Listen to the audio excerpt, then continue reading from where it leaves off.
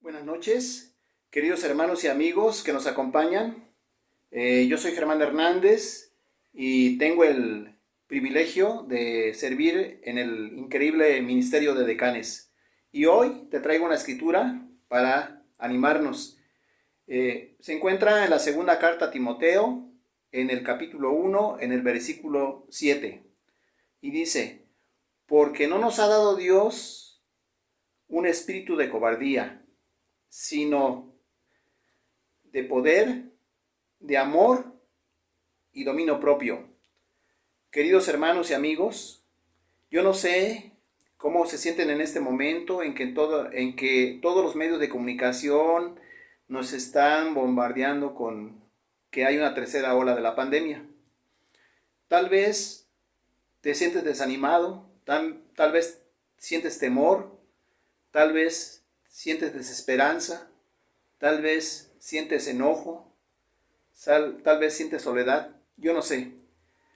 Pero yo sí te invito a que hagamos esta escritura parte de nuestra vida, porque Dios nos ha dado un espíritu de poder para hacerle frente al temor y a la duda, un espíritu de amor para poder voltear y ver las necesidades de los hermanos, y un espíritu de dominio propio para controlar la ira, la incertidumbre y demás. También te invito a que trabajemos en el crecimiento de nuestra fe.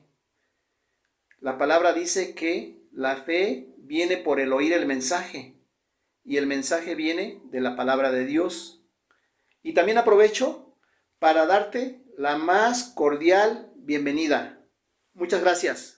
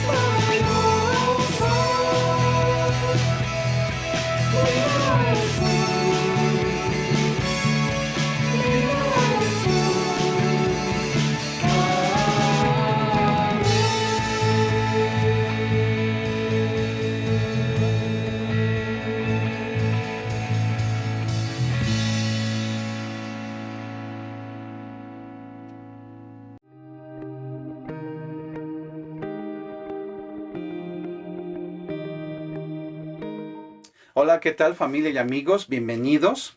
Vamos a entrar de lleno con nuestra clase y vamos a continuar hablando de las bienaventuranzas. Hemos hablado de los pobres en espíritu, de los mansos, de los que lloran, los que tienen hambre y sed de justicia. Y hoy hablaremos de los misericordiosos.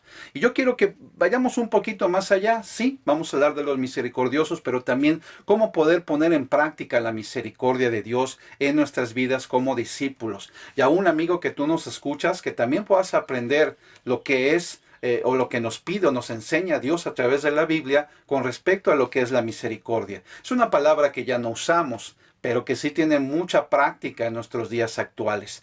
De hecho, toda la historia de la humanidad. Bien, vamos allí en Mateo 5:7, dice, bienaventurados los misericordiosos, porque ellos alcanzarán misericordia. Bienaventurados, misericordiosos. Y bien, vamos a leer otra escritura un poquito atrás, ahí en Mateo 9:13, dice Jesús a los fariseos, id y aprended qué significa misericordia quiero y no sacrificios, porque no vine a llamar a justos, sino a pecadores. Jesús les habla a los fariseos religiosos de esa época diciéndoles que lo que necesitan ellos es aprender el significado de vivir y practicar la misericordia, y que ésta tiene un mayor valor que los sacrificios. Yo hice, yo fui, yo di. Tiene más valor el poner en práctica esta misericordia en nuestras vidas como sus seguidores. Y bien, siendo Jesús el Maestro por excelencia, sí, nuestro Señor inicia este importante sermón o enseñanza con un énfasis positivo sobre el carácter justo y las bendiciones que producen en la vida del creyente.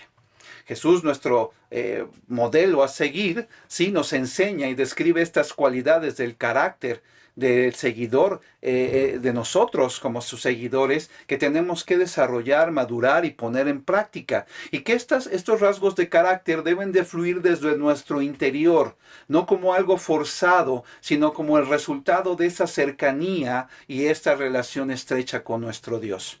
El sermón contiene una serie de rasgos de carácter o principios para guiar a los hombres. Es una guía que debemos de seguir y, bueno, es un llamado a seguir. Cada uno determina si quiere o no ponerlos en práctica. Y estas son, como te decía, una guía para guiarnos, para darnos dirección a cada uno de nosotros como hombres y mujeres. No es una lista de reglas o leyes que tenemos que obedecer.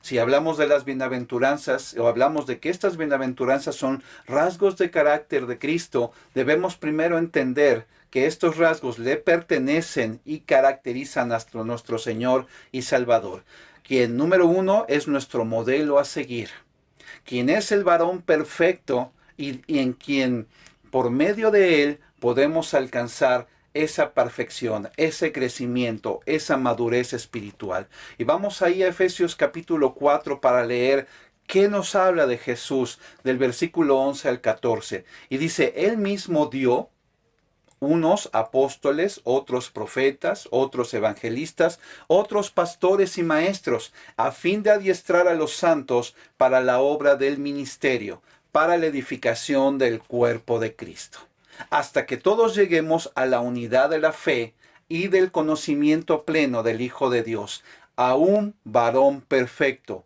a la medida de la estatura de la plenitud de Cristo.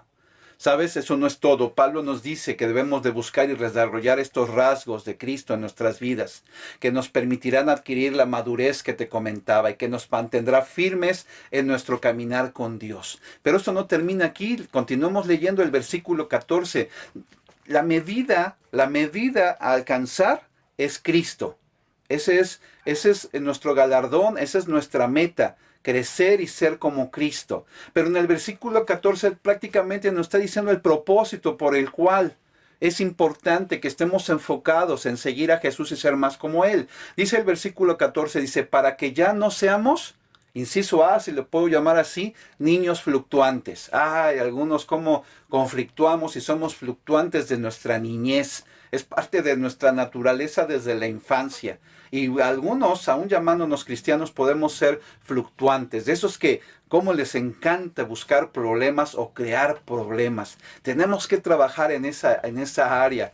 Inciso B, para que ya no seamos zarandeados por las olas, llevados a la deriva por todo viento de doctrina. Yo sé que en nuestro movimiento iglesia no se da mucho, pero de verdad, o sea, tú sabes que yo vengo de otra iglesia, de otro movimiento, en el cual estuvo muchos años, y cómo veíamos gente que iba, venía, es que ya me fui a visitar quién sabe cuántas iglesias y no me gustaron y ya regresé, y ahí zarandeado por las olas, ¿no? De la emoción, de es que aquí esto, de aquí no me gusta, y realmente la realidad es que no practican una vida como creyentes. Sí, se enfocan más en otras cosas aparentes, pero no en nuestros cambios espirituales. La única y verdadera doctrina está en su palabra y hay que aprender a discernirla y ponerla en práctica en nuestras vidas.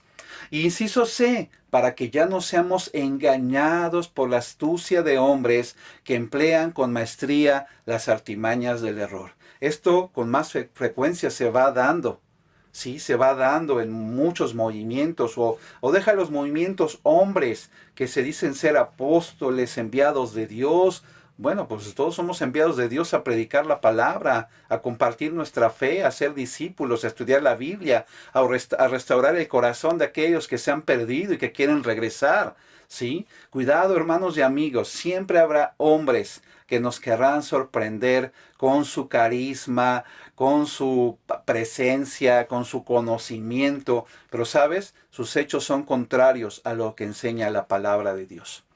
Y obviamente de eso se tratan las bienaventuranzas, de poner en práctica estos rasgos de carácter de Cristo para ser más como Él, y obviamente no sé, y sí, realmente hay un resultado, llevar una vida de dicha plena y con propósito, pero sobre todo que nos ayuden a librar los engaños de una vida infructuosa.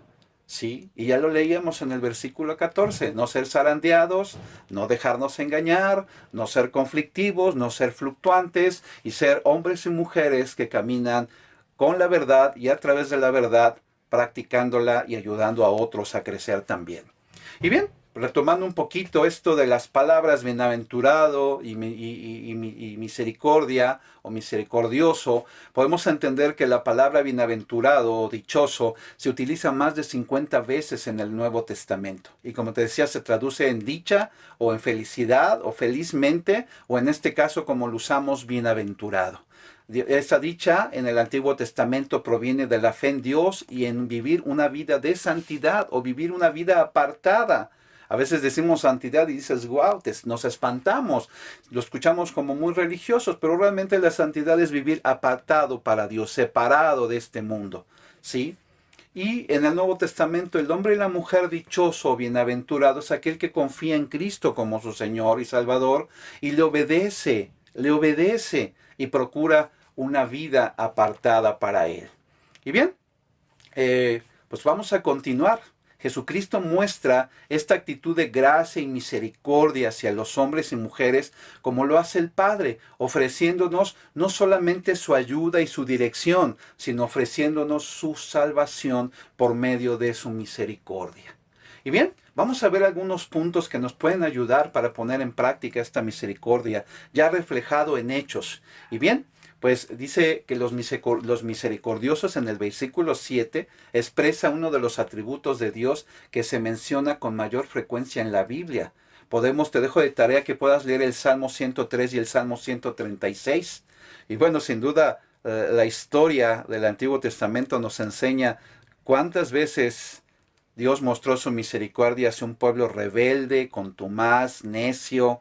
Y así es la vida de cada uno de nosotros, muchas veces. Y a veces dejamos meter cosas en nuestra mente y nos volvemos necios, duros e insensibles.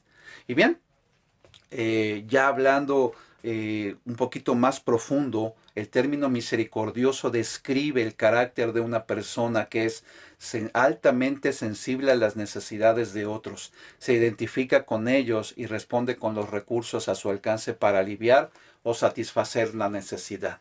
Y en el caso de las ofensas personales, describe a la persona que tiene la disposición de perdonar, aun cuando le han ofendido, le han insultado, o bueno, muchas otras cosas más. Y lo podemos traducir con otra palabra que es compasivo. Y bien, Jesús revela la misericordia de su Padre, que manifiesta predilección por los pobres, los pecadores, por la gente menospreciada. Y pues sin duda podemos ver casos muy especiales. Ahí en Lucas 19 del 1 al 10 vemos el caso de Zaqueo. ¿Sí? Imagínate que ese hombre menospreciado por la sociedad, porque para empezar era un cobrador de impuestos y luego era bajito. Imagínate que si Zaqueo estaba arriba de ese árbol y el mismo Jesús fue y le dijo a Zaqueo, bájate de ahí que hoy a tu casa voy a ir. Imagínate, entonces dice que Zaqueo bajó rápido. ¿Cómo no se iba a sentir contento Zaqueo de que Jesús, el Maestro, fuera a su hogar a visitarle? Ese es un caso. Pero así como Jesús muestra la misericordia y también que proviene de su Padre, también Dios demanda la misericordia de sus hijos.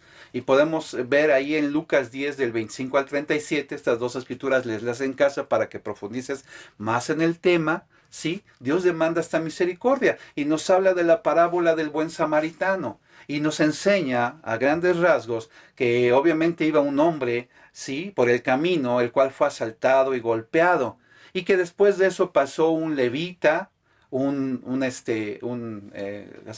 sacerdote, pasan por ahí, le dan la vuelta y no ayudan a su prójimo, siendo estos hombres pues que servían a Dios. Y bueno, pues el otro hombre que pasa es un samaritano, que no eran queridos, no eran nada bien vistos por los judíos, va y lo sana, lo ayuda y obviamente le da las atenciones primarias. Y este pues es otro caso, Dios demanda ese tipo de acciones en nuestra vida como discípulos. Son dichosos los que manifiestan misericordia hacia otros, porque ellos y solamente ellos recibirán misericordia de Dios. Sin duda, hermano, hermana, así como ustedes y yo, pues queremos realmente recibir, y de hecho hemos recibido la misericordia de Dios, así también tenemos que hacer con otros. Aunque sabes, también hay que ser reales, aunque generalmente no siempre seremos tratados con misericordia por nuestros semejantes.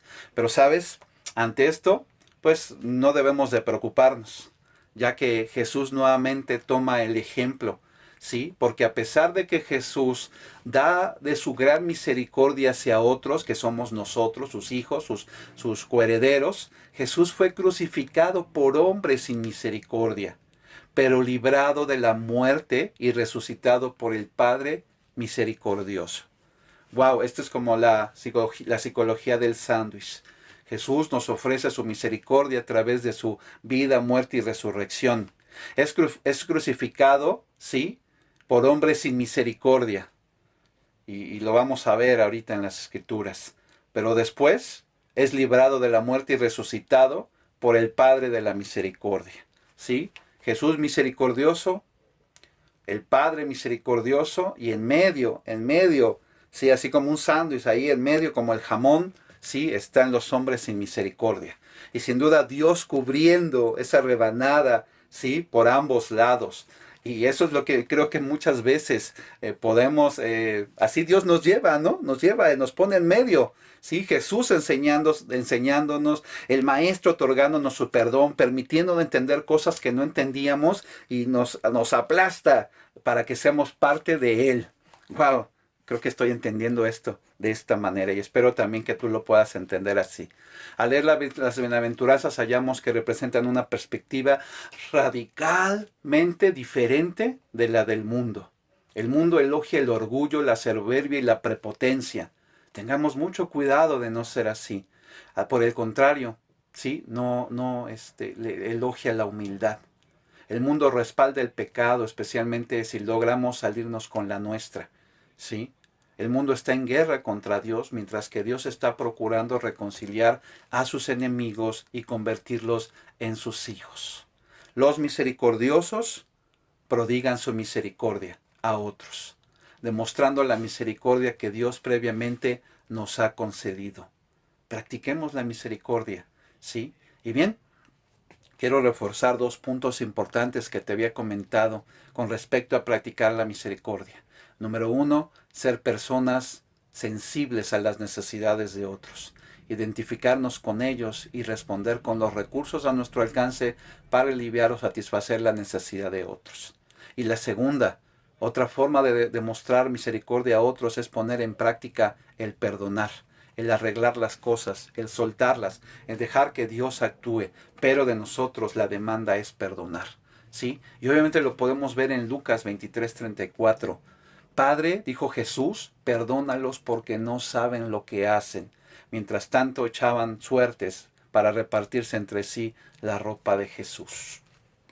Aquí vemos esos 2 lados. Por acá Jesús sufriendo en la cruz, diciéndole e intercediendo por nosotros. Padre, perdónalos por su ignorancia, por su insensibilidad. Y por acá, nosotros como humanos echando volados, ¿sí? Esa es la parte de la humanidad, ¿no? Acá algo importante, ¿no? Y tal vez no quiere decir que a lo mejor estaban ahí viéndolo, ¿no? Como sufriendo y lo que decía, pero, pero por acá echando volados. Y a veces así somos en nuestra naturaleza. Sí, aflora nuestra naturaleza, echándonos ahí unos volados para ver quién se queda con la capa, quién se queda con esto. Y bien, pues aquí nos muestra cómo se cumple esto que te había dicho, ¿no? O sea, un Jesús misericordioso, aún todavía pidiendo por nosotros. Acá nosotros como rebanadita de jamón en medio, echando suertes, nuestra vida de pecado y aún Dios amándonos. Dios por la parte de abajo, si vemos como un sándwich, te digo, viendo esa parte, ¿no? Y bien, pues algo muy importante, hermano, hermana, es reconocer nuestra naturaleza humana. A veces es duro decirlo, pero es la realidad.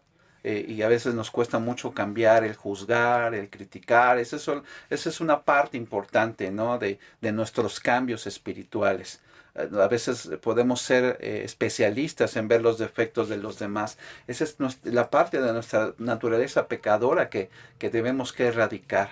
Y sabes, la compasión, la misericordia, no se vuelven un rasgo de nuestro carácter que tengamos arraigado a nuestras vidas espirituales aún como creyentes. Y qué importante es trabajar en ello. ¿Sí? Como seguidores de Cristo necesitamos erradicar esos viejos patrones de nuestra vida o naturaleza antigua y ser congruentes en nuestra vida nueva. ¿Sí? Y veamos lo que nos dice con respecto a este punto ahí en Mateo 7 del 1 al 5. Dice, no juzguéis para que no seamos juzgados, porque con el juicio con el que juzguéis, serás juzgados, y con la medida con que medís, os serás medido.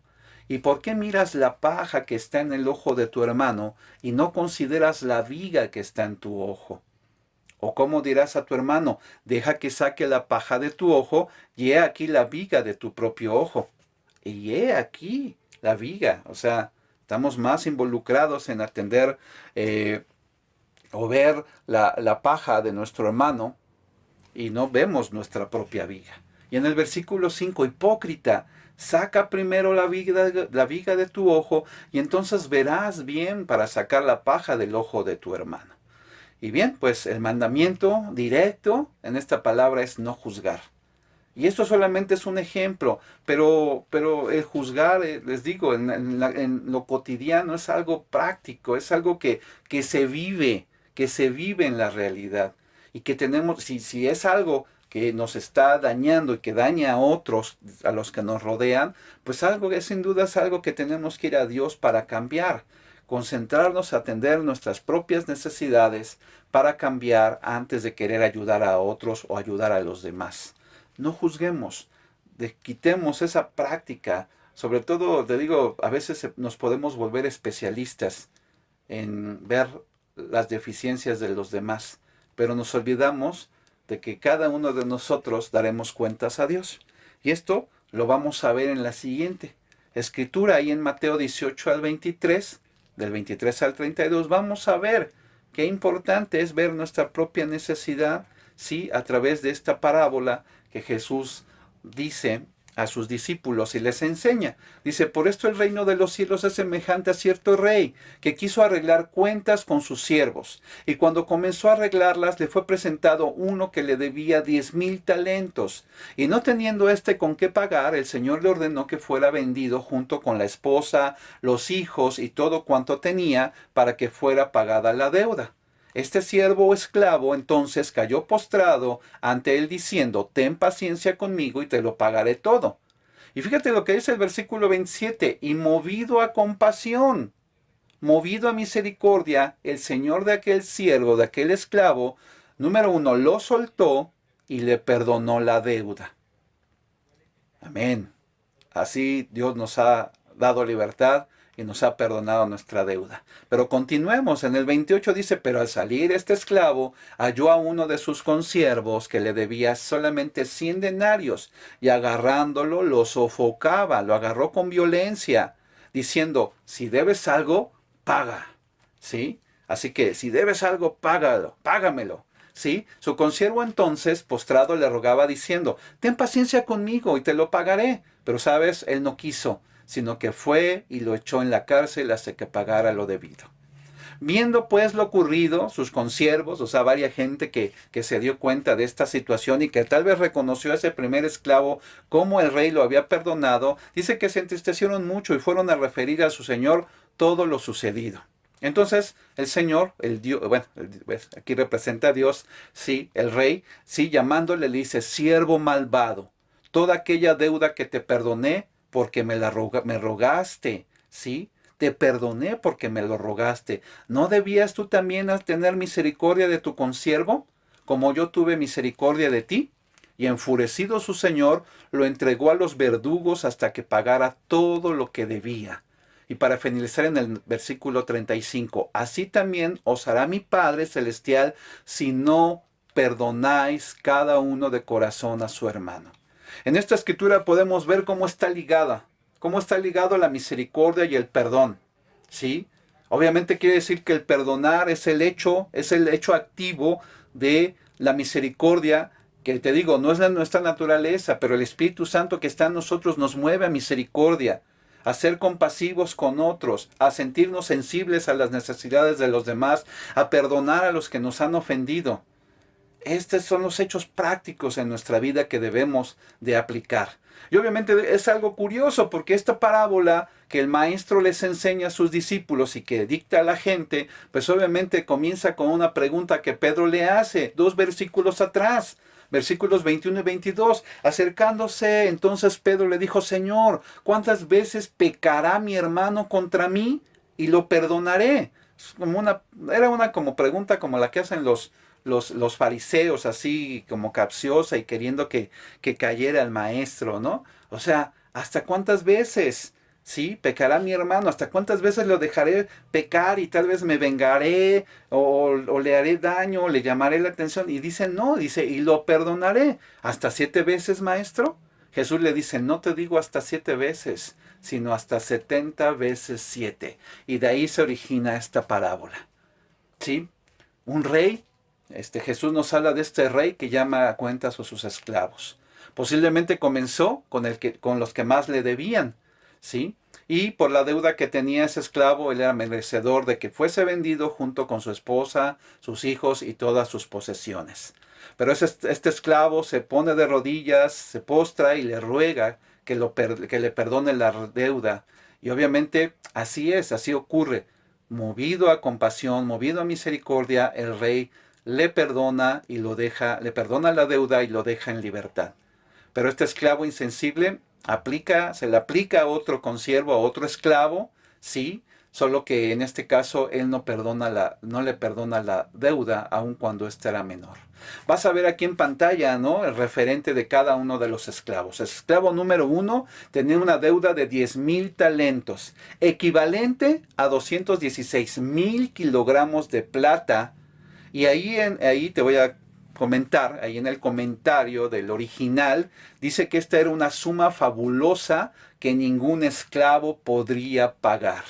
Aquí vemos todo lo que le fue perdonado al esclavo número 1. El esclavo número 2 dice que tenía una deuda de 100 denarios, un poco más de 3 meses de salario, entendiendo que un denario era el pago de un salario al día. ¿Sí? Entonces vemos esta gran diferencia, ¿sí? Del esclavo 1 y del esclavo 2. Y bien, y obviamente entendemos que otros esclavos se dieron cuenta y le fueron a referir al rey esto que había sucedido. Y sabes, el rey llama a este esclavo y le dice esclavo malvado. A lo mejor la palabra malvado no nos asusta en estos tiempos, pero sí nos debería de asustar, porque a veces actuamos de forma malvada. ¿Qué significa malvada? Malvado significa actuar de mala fe, con malicia, con perversidad, ya con la intención de hacer un daño. Y así le llama a este rey a su esclavo, esclavo malvado. Tengamos mucho cuidado de no caer en esa maldad, en esa perversión, en esa malicia al hacer las cosas. Dejamos que Dios actúe en nuestro corazón para no vengarnos, para cuidar nuestras acciones, para hacer algo indebido. Y bien, el rey da la indicación de que si él como rey le perdonó toda la deuda que le debía, cuánto más él debía tener la misma actitud hacia los demás. Versículo 33. ¿No debías tú también tener misericordia de tu consiervo como yo tuve misericordia de ti? Le hace esta pregunta. Y sabes, esta es una gran lección para nuestras vidas. Qué importante es dejarnos guiar por Dios para poner en práctica la misericordia, ya que como te digo, no es algo que tengamos trabajado en nuestra vida espiritual y tenemos que hacerlo. Y yo sé que como mexicanos, como nuestra cultura, vemos la desgracia y nos unimos y hacemos las cosas, pero esto no solamente es en estos tiempos, sino es en todas nuestras vidas y sobre todo en todos los tiempos o etapas de nuestras vidas. Y sobre todo, ¿sabes qué? El perdonar. Dios ha perdonado nuestra deuda, una deuda muy grande. Le ofendíamos, le insultábamos, éramos ofensivos inclusive con nuestro prójimo. Bueno, cada uno de nosotros sabemos cómo éramos en el pasado, pero sabes, nos tuvo misericordia ya que no nos pagó con el pago que merecíamos. Amigo, hermano, hermana, vayamos y practiquemos la misericordia con otros que todavía no le conocen. Compartámosles el mensaje. Misericordia que hemos recibido y que Dios nos ha otorgado. Dejemos las viejas prácticas de nuestra vida pasada y sabes, mejor practiquemos el perdonar a los demás, que es una muestra de tener compasión, de practicar la misericordia que Dios nos ha otorgado. Amigo, hermano y hermana, esto es algo que yo te quería compartir. Que a Dios sea la gloria. Gracias. Hasta luego. Bye.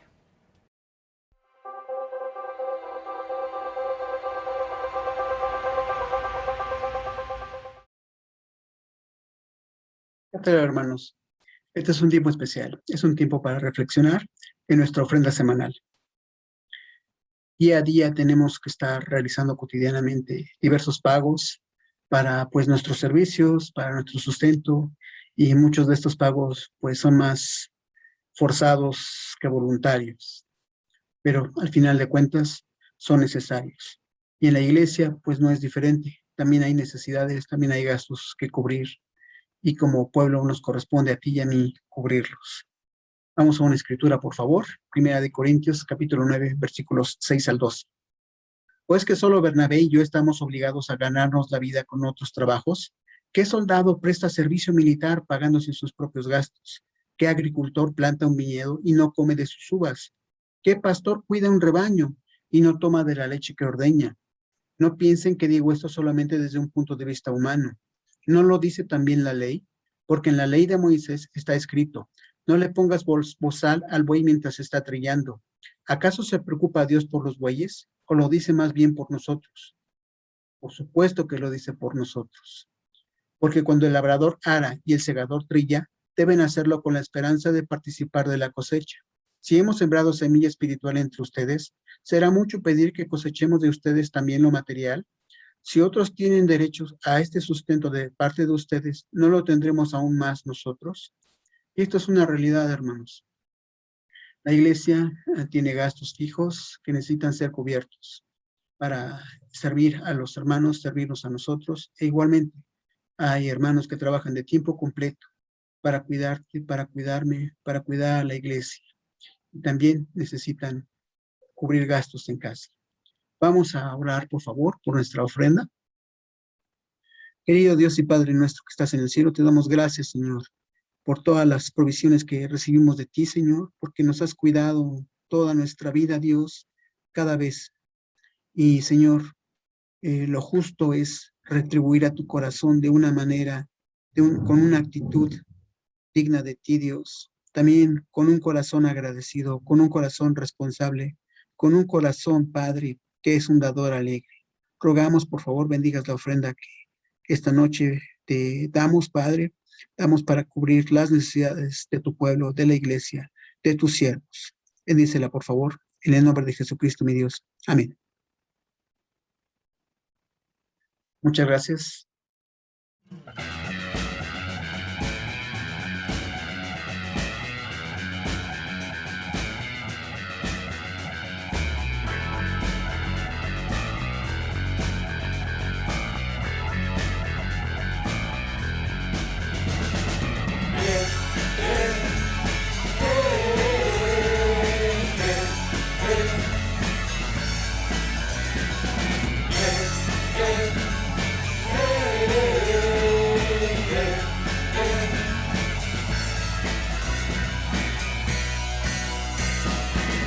Este es el día que el Señor ha preparado para ti. Vamos a disponer ahora el corazón para adorar con regocijo en su presencia. Vamos todos a cantar, es tiempo de que hagamos fiesta en su hogar.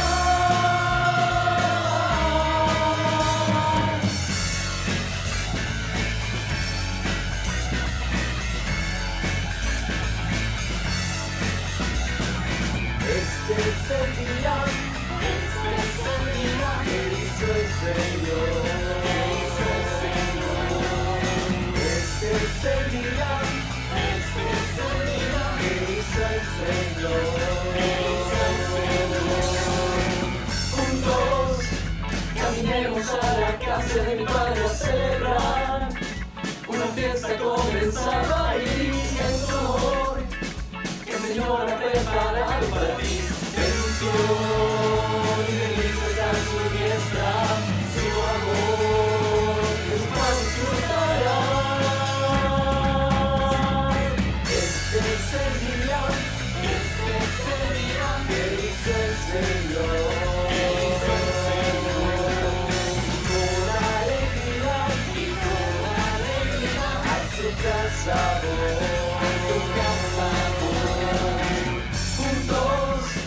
caminemos a la casa de mi Padre a celebrar. Una fiesta comenzaba ahí en su amor, que el Señor ha preparado para ti. Bendición y delicia está su diestra, su amor es para disfrutar. Este es el día que hizo el Señor.